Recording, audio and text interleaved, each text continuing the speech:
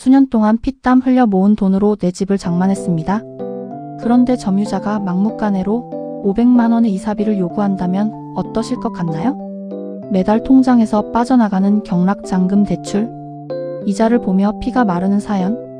이것은 결코 남일이 아닙니다. 나만 몰라서 생돈 수백만 원을 날리는 참담한 현실.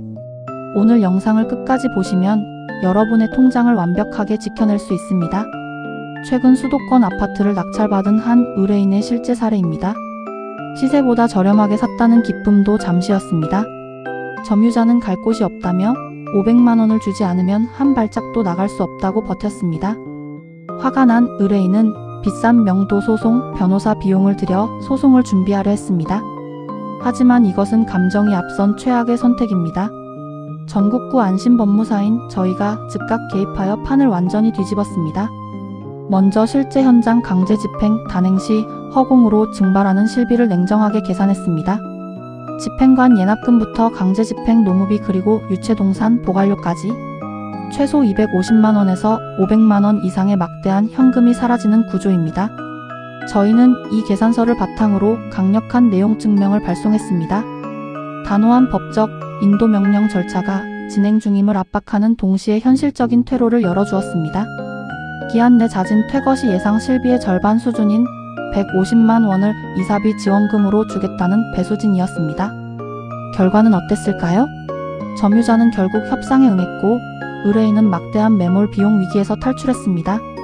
안심이코노미 뼈 때리는 실무 요약 카드. 하나 홧김에 강행한 명도 소송은 내 지갑만 털어가는 블랙홀이다. 둘 예상되는 강제 집행 비용이 곧 가장 합리적인 협상 기준이다. 셋 합의금은 무조건 이삿짐을 완전히 빼는 날 계좌로 지급하라.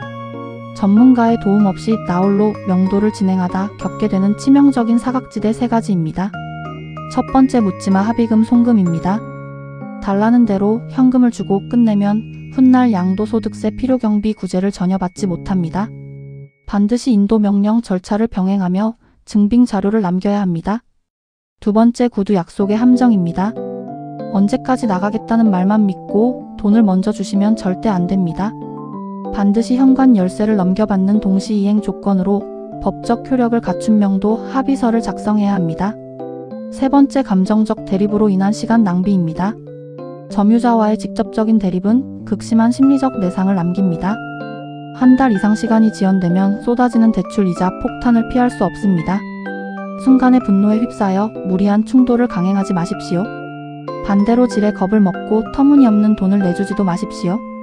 국가의 법적 제도를 든든한 방패로 삼아 철저하게 실리를 추구해야 합니다. 합리적인 명도, 합의금 산정과 세무 구제 전략. 이것이 전국구 안심법무사가 여러분의 피같은 자산을 지켜드리는 방식입니다. 지금 당장 내 통장을 안전하게 지키기 위해 해야 할 행동 지침이 있습니다.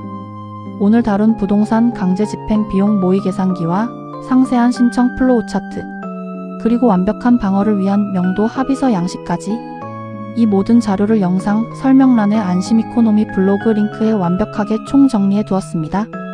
더 이상 혼자 고통받지 마시고 지금 바로 클릭해서 여러분의 당연한 혜택을 챙기세요.